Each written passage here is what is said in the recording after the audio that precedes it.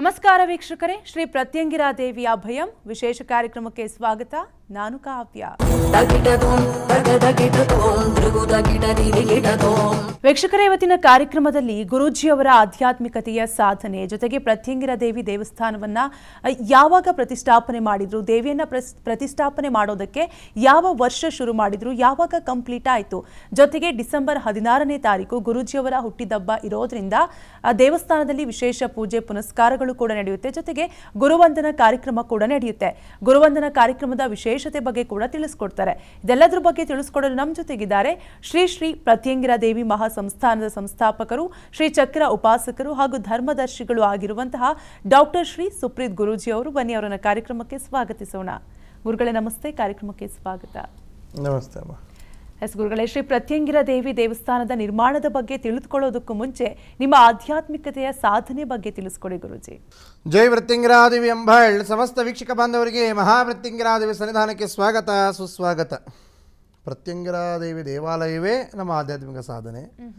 ಆಧ್ಯಾತ್ಮಿಕ ಸಾಧನೆಯೇ ಪ್ರತ್ಯಂಗಿರಾ ದೇವಿ ದೇವಾಲಯ. ಯಾಕಂದರೆ ಒಂದು ವಿಚಾರ ಏನಪ್ಪ ಅಂದರೆ, ಯಾರಿಂದಲೂ ಸಾಧ್ಯವಾಗದೇ ಇರುವಂಥ ಪ್ರತ್ಯಂಗಿರಾ ದೇವಿ ಅನುಷ್ಠಾನ. ಎಷ್ಟೋ ಜನ ಸಾಧಕರು ಇವತ್ತಿಗೂ ಕಷ್ಟಪಡ್ತಾ ಇದ್ದಾರೆ. ಎಷ್ಟೋ ದೇವಾಲಯಗಳಿದ್ದರೂ ಕೂಡ ಒಂದು ದೇವಾಲಯ ನಿರ್ಮಾಣ ಅನ್ನೋದು ಬಹಳ ದೊಡ್ಡ ವಿಚಾರ. ಆ ದೇವಾಲಯವನ್ನು ನಿರ್ಮಾಣ ಮಾಡಿ ಮುಂದೆ ನಡೆಸೋದು ಬಹಳ ದೊಡ್ಡ ವಿಚಾರ. ಇಂಥ ಒಂದು ಸನ್ನಿವೇಶ ಆ ಒಂದು ಸಣ್ಣ ವಯಸ್ಸಲ್ಲಿ ಅಮ್ಮನವರು ನಮ್ಮ ಕೈಯಲ್ಲಿ ಮಾಡಿಸಿದ್ದಾರೆ ಅಂದರೆ ಅದು ಸಾಕ್ಷಾತ್ ಮಹಾಪ್ರತ್ಯಂಗಿರಾ ದೇವಿಯೇ ಪ್ರತ್ಯಕ್ಷವಾಗಿ ಪರೋಕ್ಷವಾಗಿ ಸಕಲ ಜೀವರಾಶಿಗಳಲ್ಲೂ ನಮ್ಮೊಟ್ಟಿಗೆ ನಿಂತಿದ್ದಾರೆ ಅನ್ನೋದು ಕಣ್ಣು ಮುಂದೆ ಕಾಣುವಂಥ ಸತ್ಯ ಘಟನೆ. ಮತ್ತು ಆಧ್ಯಾತ್ಮಿಕ ಸಾಧನೆ ಕಂಪ್ಲೀಟಾಗಿ ಮುಳ್ಳಿನ ಹಾದಿ. ಅವು ಈಗ 26 ವಯಸ್ಸು, ಅವಾಗ ದೇವಸ್ಥಾನ ಕಟ್ಟಬೇಕಾದ್ರೆ ಇನ್ನೂ 16-17 ವರ್ಷ ವಯಸ್ಸು. ಅವಾಗೆಲ್ಲ ತುಂಬ ನಿಂದನೆ, ತುಂಬ ಅಪಹಾಸ್ಯ, ತುಂಬ ಕಷ್ಟ, ತುಂಬ ನಷ್ಟಗಳನ್ನು ನೋಡ್ಕೊಳ್ತಾ, ಮತ್ತು ಎಲ್ಲದೂ ಕೂಡ ಹಣಕಾಸಿನ ಬಿಕ್ಕಟ್ಟು ಬಹಳ. ಆ ಕಾಲದಲ್ಲಿ ಇವಾಗ ಎಲ್ಲ ಗುರೂಜಿ ತುಂಬ ಬೆಳೆದು ಬಿಟ್ಟಿದ್ದಾರೆ, ಭಾಳ ದೊಡ್ಡ ವ್ಯಕ್ತಿ ಆಗಿದ್ದಾರೆ. ಈಗೆಲ್ಲ ತುಂಬ ಇವಾಗ ಹೇಳ್ತಾರೆ, ಇವಾಗ ಎಲ್ಲ ರೀತಿಯ ಸಂಬಂಧಿಕರುಗಳು, ಎಲ್ಲ ರೀತಿಯ ಸ್ನೇಹಿತರು, ಎಲ್ಲ ರೀತಿಯ ಬಂಧು ಮಿತ್ರರು ಇವಾಗ ಹತ್ತಿರ ಬರ್ತಾರೆ. ಆವಾಗ ಏನೂ ಇಲ್ಲದೆ ಕೈಯಲ್ಲಿ ನಿಂತಾಗ, ಏನೂ ದಿಕ್ಕು ಕಾಣದೇ ಇದ್ದಾಗ, ಯಾವ ಸಂಬಂಧಿಕರುಗಳಾಗಿರಲಿ, ಯಾವ ಬಂಧು ಮಿತ್ರರಾಗಿರಲಿ, ಯಾವ ಫ್ರೆಂಡ್ಸ್ಗಳಾಗಿರಲಿ, ಯಾವ ಹಿತೈಷಿಗಳು ಈಗ ಇಲ್ಲ. ಈಗ ಯಾರು ಕೇಳಿ ಅಯ್ಯೋ ಅವ್ರು ನಮ್ಮ ಇವರು ನಂಗೆ ಭಾಳ ಪರಿಚಯ ಹಂಗೆ ಈಗೆಲ್ಲ ಹೇಳ್ತಾರೆ. ಅದಕ್ಕೋಸ್ಕರವಾಗಿ ಹೆಚ್ಚಿನದಾಗಿ ನಾನು ಎಲ್ಲೂ ಕೂಡ ಇಂಥ ಸಭೆ ಸಮಾರಂಭಗಳಿಗೆ, ವೇದಿಕೆ ಕಾರ್ಯಕ್ರಮಗಳಿಗೆ, ಧಾರ್ಮಿಕವಾಗಿರಲಿ ಇಲ್ಲ ಯಾವುದೇ ಸಂಬಂಧಿಕರುಗಳ ಯಾವ ವೇದಿಕೆ ಕಾರ್ಯಕ್ರಮಗಳಿಗೂ, ಯಾರ ಮನೆಗಳಿಗೂ ನಾನೆಲ್ಲೂ ಕೂಡ ಭೇಟಿ ಇಲ್ಲ. ಇನ್ನು ಎರಡನೇ ವಿಚಾರ, ಯಾವ ಭಕ್ತಾದಿಗಳ ಮನೆಗೂ ಕೂಡ ನನ್ನ ಭೇಟಿ ಇರೋದಿಲ್ಲ. ಇದು ಯಾವುದೇ ಸಭೆ ಸಮಾರಂಭ ಅಂತ ಏನು ಹೇಳ್ತಾರೆ, ಅಲ್ಲಿ ಯಾವುದೋ ನೀವು ಚೀಫ್ ಗೆಸ್ಟಾಗಿ ಬನ್ನಿ, ಈ ಥರದ್ದೆಲ್ಲ ಇರುತ್ತೆ, ಇನ್ವಿಟೇಷನ್ ನಿಮ್ಮ ಹೆಸರು, ಅದೆಲ್ಲ ನಮ್ಮ ಇದರದಿಲ್ಲ. ಯಾವುದೇ ವೇದಿಕೆ ಕಾರ್ಯಕ್ರಮಗಳಲ್ಲಿ ನಾನು ಭಾಗವಹಿಸಲ್ಲ. ಮತ್ತು ಬೇರೆ ಎಲ್ಲೂ ಕೂಡ ನಾನು ನೋಡೋಕ್ಕೂ ಕೂಡ ಸಿಗಲ್ಲ. ಯಾಕೆ? ನೀವು ನಮ್ಮ ಭೇಟಿಯನ್ನು ಮಾಡಬೇಕು ಅಂದರೆ ನನ್ನ ಪ್ರತ್ಯಂಗಿರಾ ದೇವಿ ಸನ್ನಿಧಾನಕ್ಕೆ ನೀವು ಬರಬೇಕು. ಎಷ್ಟೋ ಜನ ಹೇಳಿದ್ರು, ಗುರುಜಿ ಬ್ಯಾಂಗ್ಳೂರಲ್ಲೊಂದು ಆಫೀಸ್ ಮಾಡಿ. ನಾವು ಮಾಡಲ್ಲ. ಇಲ್ಲ ಅಲ್ಲೇನೋ ಒಂದು ಫಂಕ್ಷನ್ ಇದೆ, ತಾವು ವಿಸಿಟ್ ಮಾಡಬೇಕು, ಚೀಫ್ ಗೆಸ್ಟ್, ನಾವು ಆಗಲ್ಲ. ಇಲ್ಲ ಇಲ್ಲೇನೋ ಒಂದು ಮಾಡಬೇಕು, ನಾವು ಮಾಡಲ್ಲ. ನಮ್ಮ ಒಂದು ಸಿದ್ಧಾಂತ ಇದೆ, ಪ್ರತ್ಯಂಗಿರಾ ದೇವಿ ಕ್ಷೇತ್ರದಲ್ಲಿ ಅಮ್ಮನವರ ಆದೇಶದಂತೆ ದೇವಿ ಏನು ವಾಕ್ಯ ಕೊಡ್ತಾರೆ ಆ ಪ್ರಕಾರವಾಗೇ ನಡೆಯೋದು. ನೀವು ಗುರೂಜಿಯವರ ಆಶೀರ್ವಾದ ಬೇಕು, ಗುರೂಜಿಯವರು ಭೇಟಿ ಮಾಡಬೇಕು, ಅಮ್ಮನವರ ದರ್ಶನ ಮಾಡಬೇಕು ಅಂದರೆ ಶ್ರೀ ಕ್ಷೇತ್ರಕ್ಕೆ ಬರಬೇಕು. ನಿಮಗೆ ಅನುಕೂಲ ಆಗಲಿ. ಎಷ್ಟು ಜನ ನೀವು ಶಿವಮೊಗ್ಗ ಅಲ್ವಾ, ಬ್ಯಾಂಗ್ಳೂರಲ್ಲಿ ಮಾಡಿಬಿಟ್ರೆ ತುಂಬ ಜನ ಸೇರ್ತಾರೆ. ನಮಗೆ ಅವಶ್ಯಕತೆ ಇಲ್ಲ. ನೀವು ಬ್ಯಾಂಗ್ಳೂರಲ್ಲೊಂದು ಹೋಮ ಮಾಡಿ, ಅವಶ್ಯಕತೆ ಇಲ್ಲ, ಮಾಡಲ್ಲ. ಇಲ್ಲ ಬ್ಯಾಂಗ್ಳೂರಿಂದ ಆಫೀಸ್ ಮಾಡಿ, ಇಲ್ಲಿ ತುಂಬ ನೀವು ಇದು ಅಪಾಯಿಂಟ್ಮೆಂಟ್ ಕೊಟ್ಟರೆ ತುಂಬ ಜನ ಬರ್ತಾರೆ, ನಾವು ಮಾಡಲ್ಲ. ಯಾಕೆ ಹೇಳಿ? ಅವಶ್ಯಕತೆ ಇಲ್ಲ. ಅಮ್ಮನವರನ್ನು ಬೇಡಿ, ಅಮ್ಮನವರ ದರ್ಶನಕ್ಕೆ ಆ ತಾಯಿಯ ಪಾದವನ್ನು ಹುಡುಕಿ ನೀನು ಬಂದಾಗ ಮಾತ್ರ ನಿನ್ನ ಕರ್ಮ ಕಳೆಯುತ್ತೆ ಹೊರತು ದೇವಿಗೆ ಕರ್ಕೊಂಬಂದು ಇಲ್ಲಿ ಕೂರಿಸ್ಕೊಂಡು ಬಿಸ್ನೆಸ್ ಮೈಂಡು ನಮ್ಮಲ್ಲಿ ಇಲ್ಲವೇ ಇಲ್ಲ. ಇದು ಮೊದಲನೇ ವಿಚಾರ. ಈ ಎರಡನೇ ವಿಚಾರ, ದೇವಾಲಯ ನಿರ್ಮಾಣ ಇದೆಲ್ಲ ಬಂದಾಗ ಕೆಲವೊಂದು ನನ್ನದೇ ಆದಂಥ ಕೆಲವೊಂದು ಸಿದ್ಧಾಂತಗಳನ್ನು ಇಟ್ಕೊಂಡು ಅದರಂತೆಯೇ ನಡೆದು ಬಂದು ಇವತ್ತಿಗೂ ಅದೇ ದಾರಿಯಲ್ಲಿ ನಡೀತಾ ಇರೋದು. ಆ ಒಂದು ಸಿದ್ಧಾಂತದಲ್ಲಿ ಯಾವತ್ತಿಗೂ ಒಂದು ಚೂರು ಲೋಪದೋಷ ಆದರೂ ಕೂಡ ನನ್ನ ಆತ್ಮ ಮನಸ್ಸಿಗೆ ಸರಿ ಒಪ್ಪಲ್ಲ. ಇಂಥ ಒಂದು ಪ್ರತ್ಯಂಗಿರಾ ದೇವಿ ಅನುಷ್ಠಾನ ಬಹಳ ಮುಖ್ಯ. ಬೆಳಗ್ಗೆ ಸಾಯಂಕಾಲ ದೇವಿಯ ಪೂಜೆ ಪುರಸ್ಕಾರಗಳು, ಪ್ರತಿನಿತ್ಯ ಹೋಮ ಹವನ, ಅಮ್ಮನವರ ಪೂಜೆ ಪುರಸ್ಕಾರ ಇದೆಲ್ಲ ನಿರಂತರವಾಗಿ ನಡಿಬೇಕು ಅನ್ನೋದು ನಮ್ಮ ಸಂಕಲ್ಪ. ಈಗ ಇದೆಲ್ಲ ನಡೀತಾ ಇದೆ. ಆಗ ಎಲ್ಲ ಬಹಳ ಕಷ್ಟ. ಆಗ ಒಂದು ದೇವಸ್ಥಾನ ನಿರ್ಮಾಣ ಅಂತ ಬಂದಾಗ ಆ ಜಾಗವನ್ನು ನಾವು ತೊಗೊಳ್ಳೋದೇ ಭಾಳ ದೊಡ್ಡ ವಿಚಾರ. ಜಾಗ ತೊಗೊಂಡಿದ್ದಾಯಿತು, ದೇವಸ್ಥಾನ ಕಟ್ಟಬೇಕು ಅಂದೇ ಇಷ್ಟು ದೊಡ್ಡ ದೇವಸ್ಥಾನ ಹೇಗೆ ಕಟ್ಟೋದು, ಹೇಗೆ ಅದು ಯಾರ ಹತ್ರ ಇಸ್ಕೊಳ್ಳಲ್ಲ. ಯಾವುದೋ ಇವತ್ತಿಗೂ ಹೇಳ್ತೀನಿ ಕೇಳಿ, ಯಾವ ರಾಜಕಾರಣಿಗಳ ಹತ್ರನೂ ಡೊನೇಷನ್ಸನ್ನು, ಫಂಡ್ಸ್ಗಳನ್ನು, ಗ್ರ್ಯಾಂಟ್ಸ್ಗಳನ್ನು, ದೇಣಿಗೆಯನ್ನು ಇದುವರ ತನಕ ಪ್ರತ್ಯಂಗರಾ ದೇವಿ ಸನ್ನಿಧಾನ ಸುಪ್ರೀತ್ ಗುರೂಜಿಯವರು 1 ರೂಪಾಯಿ ನಯಾ ಪೈಸೆ ಬಿಡುಗಾಸು ಕೂಡ ಮುಟ್ಟಿಲ್ಲ, ಇಸ್ಕೊಳ್ಳೋದು ಇಲ್ಲ. ಯಾಕಂದರೆ ಅವಶ್ಯಕತೆ ಇಲ್ಲ, ಬೇಕಾಗಿಲ್ಲ ಅಂತ ಅಧರ್ಮದ್ದು ಪ್ರತ್ಯಂಗರಾ ದೇವಿ ಸನ್ನಿಧಾನ ಸಲ್ಲಲ್ಲ. ಅದು ಅಮ್ಮನವರ ಅರಳು ವಾಕ್ಯ, ದೇವಿ ಕೊಟ್ಟಂಥ ವಾಕ್ಯ ಅದು. ಅದೇ ಪ್ರಕಾರವಾಗಿ ಇವತ್ತಿಗೂ ದೇವಾಲಯ ನಿರ್ಮಾಣ ಆಗಿದೆ, ಅದೇ ಪ್ರಕಾರವಾಗಿ ಇವತ್ತಿಗೂ ನಡೀತಾ ಇದೆ. ಎಲ್ಲಿ ಬೇಕಾದರೂ ಎಲ್ಲ ಮಾಧ್ಯಮದಲ್ಲೂ ಹೇಳಿದ್ದೀನಿ, ಇವತ್ತು ಹೇಳ್ತೀನಿ, ಮುಂದೆನೂ ಹೇಳ್ತೀನಿ, ಘಂಟಾಘೋಷವಾಗಿ ಹೇಳ್ತೀನಿ. ಯಾಕೆ?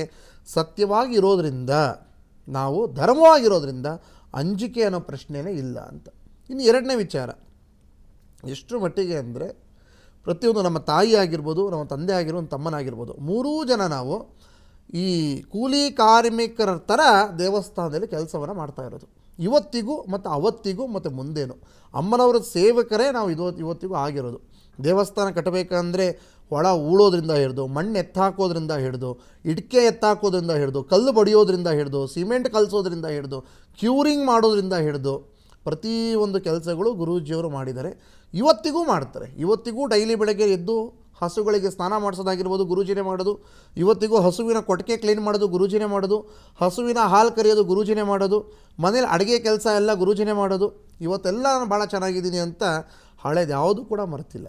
ಅವತ್ತಿಗೂ ಅಷ್ಟೇ, ಇವತ್ತಿಗೂ ಅಷ್ಟೇ. ಇಡೀ ದೇವಸ್ಥಾನ ನಾವೇ ಒರೆಸ್ತೀವಿ, ನಾವೇ ಗುಡಿಸ್ತೀವಿ, ನಾವೇ ಕ್ಲೀನ್ ಮಾಡ್ತೀವಿ, ನಾವೇ ಎಲ್ಲ ಪ್ರತಿಯೊಂದು ಕೆಲಸ ಕಾರ್ಯಗಳನ್ನು ಮಾಡ್ತೀವಿ.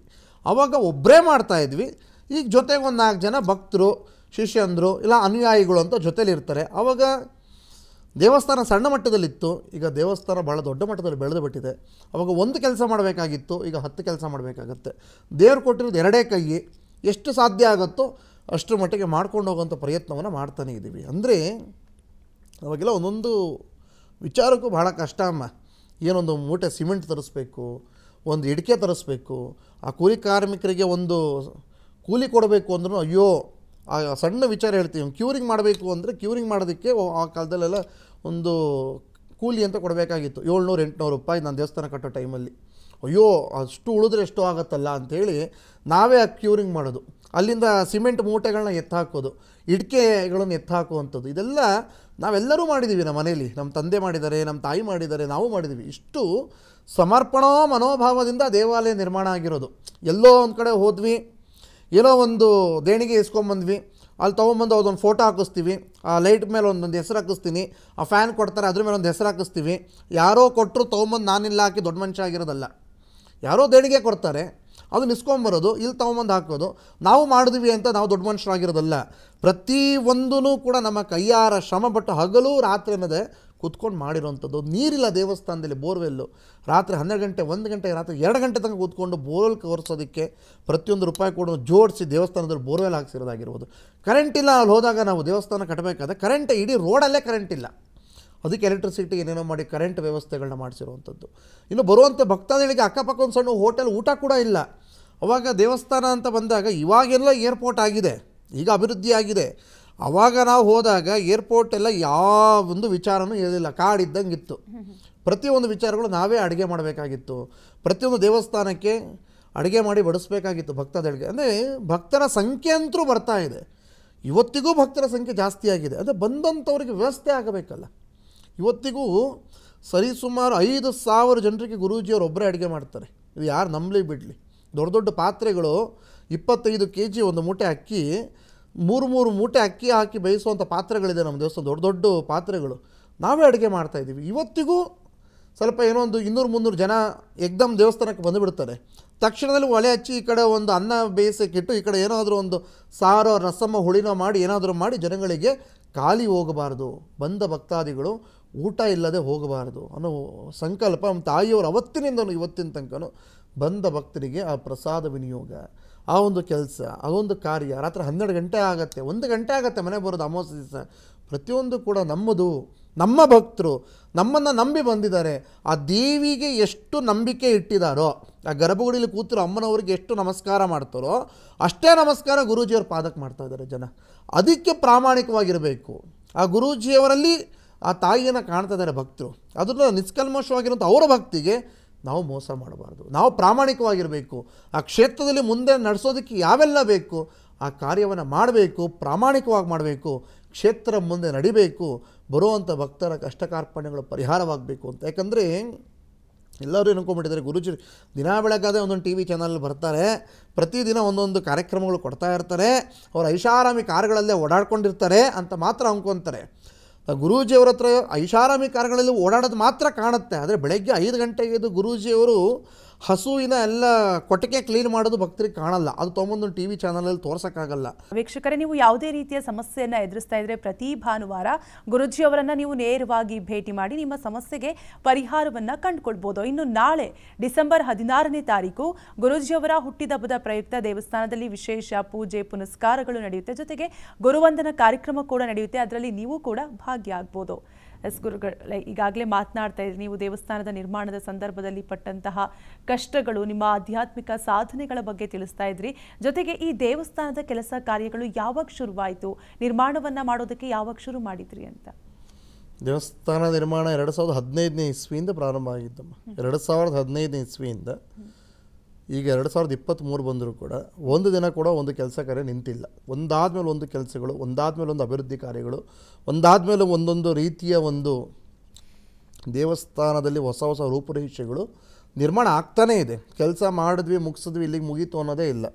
ನಿರಂತರವಾಗಿ ಅಭಿವೃದ್ಧಿ ಕಾರ್ಯ ನಡೀತಾನೇ ಇದೆ ಜಗನ್ಮಾತೆ ಅನುಗ್ರಹದಿಂದ. ಕಂಚಿ ಮಹಾಪೆರಿವರ್ ಅಂತ ಇದ್ದರು, ಸಾಕ್ಷಾತ್ ಪರಮೇಶ್ವರ ಸಂಭೂತರು. ಅವರು ನೋಡೋದೇ ಬಹಳ ದೊಡ್ಡ ವಿಚಾರ. 111 ವರ್ಷಗಳ ಕಾಲ ಸನ್ಯಾಸ ಯೋಗದಲ್ಲಿದ್ದಂಥವರು, ಅವರ ಉತ್ತರಾಧಿಕಾರಿಯಾಗಿ ಬಂದಂಥವರು ಮಹಾನ್ ಸಾಧಕರು. ಅವರು ಕೂಡ ನನಗೆ ಹೇಳಿದ್ನಲ್ಲ, ಆಧ್ಯಾತ್ಮಿಕದ ವಿಚಾರ ನನ್ನ ಜೊತೆ ಚರ್ಚೆ ಮಾಡಬೇಕಾದ್ರೆ ರಾತ್ರಿ 1:30-2 ಗಂಟೆಗೆ ರಾತ್ರಿ ಆಗಿದೆ. ಚಂದ್ರಮೌಳೇಶ್ವರ ಪೂಜೆ ಆಗ್ತಾನೆ ಮುಗೀತು. ನನಗೆ ಮಾತಾಡಿಸಿದ್ರು. ಎಲ್ಲ ಭಾಷೆಗಳಲ್ಲೂ ಗುರುಗಳು ಮಾತಾಡ್ತಾರೆ. ನೀವು ಆಧ್ಯಾತ್ಮಿಕ ಅಂಕ ಅಂತ ಗುರುವಂದನಾ ಕಾರ್ಯಕ್ರಮ ಅಂತ ನಡೆಯುತ್ತೆ. ಪ್ರಾತಃ ಕಾಲದಲ್ಲಿ ಅಮ್ಮನವರಿಗೆ ಮಹಾಕುಂಭಾಭಿಷೇಕ, ಅಮ್ಮನವರಿಗೆ ಎಲ್ಲ ರೀತಿಯ ಅಭಿಷೇಕ, ಅಲಂಕಾರ, ಶ್ರೀಚಕ್ರ ಅನುಷ್ಠಾನ, ಗರ್ಭಗುಡಿಯಲ್ಲಿ ಅಮ್ಮನವರಿಗೆ ಪೂಜಾದಿ ಅನುಷ್ಠಾನಗಳು ಸಮರ್ಪಣೆ ಆದ ಮೇಲೆ ನಾಳೆ ಭಕ್ತರ ಭೇಟಿಗೋಸ್ಕರವಾಗಿ ಕೂರ್ತೀವಿ.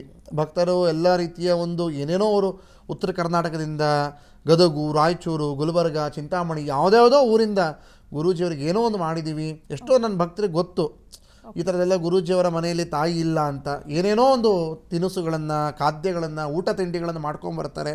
ಆ ಒಂದು ಹೆಣ್ಣು ಮಕ್ಕಳೇ ನಿನಗೆ ತಾಯಿಯ ಸ್ಥಾನದಲ್ಲಿ ನಿಂತು ಧೈರ್ಯವನ್ನು ತುಂಬಿ ಮುಂದೆ ಸಾಗಿಸ್ತಾ ಇದ್ದಾರೆ. ಎಷ್ಟೋ ಎಲ್ಲ ಭಕ್ತರಿಗೆಲ್ಲ ಗೊತ್ತಿದೆ, ನಾನು ಏನೆಲ್ಲ ಹೇಳಬೇಕಂತೇನಿಲ್ಲ, ಅವರೆಲ್ಲ ಅರ್ಥ ಮಾಡ್ಕೊಂಡಿದ್ದಾರೆ. ಅವರೇ ನನಗೆ ಮಾತ್ರ ಸ್ವರೂಪಿಣಿಯಾಗಿ ನನ್ನನ್ನು ಆಶೀರ್ವದಿಸ್ತಾ ಇದ್ದಾರೆ, ಮುನ್ನಡೆಸ್ತಾ ಇದ್ದಾರೆ. ಅವರ ಶಕ್ತಿಯೇ ನನಗೆ ಬಲ, ಆ ಕ್ಷೇತ್ರದ ಯಶಸ್ಸು. ಗುರುಗಳೇ, ಇವತ್ತಿನ ಕಾರ್ಯಕ್ರಮದಲ್ಲಿ ನಿಮ್ಮ ಆಧ್ಯಾತ್ಮಿಕತೆಯ ಸಾಧನೆ ಬಗ್ಗೆ ಬಹಳಷ್ಟು ವಿಚಾರವನ್ನು ತಿಳಿಸ್ಕೊಟ್ರಿ. ಧನ್ಯವಾದಗಳು. ನೋಡಿದ್ರಲ್ಲ ವೀಕ್ಷಕರೇ, ಇನ್ನು ಪ್ರತಿ ಭಾನುವಾರ ಗುರೂಜಿಯವರನ್ನು ನೀವು ನೇರವಾಗಿ ಭೇಟಿ ಮಾಡಬಹುದು. ನಿಮ್ಮ ಯಾವುದೇ ರೀತಿ ಸಮಸ್ಯೆಗಳಿಗೆ ಪರಿಹಾರವನ್ನು ಕಂಡುಕೊಳ್ಬಹುದು. ಇದಾಗಿತ್ತು ಹೊತ್ತಿನ ವಿಶೇಷ ಕಾರ್ಯಕ್ರಮ. ಅನುಕ್ಷಣದ ಸುದ್ದಿಗಾಗಿ ನೋಡ್ತಾ ಇರಿ ವಿಸ್ತಾರ ನ್ಯೂಸ್. ಇದು ನಿಖರ ಜನಪರ.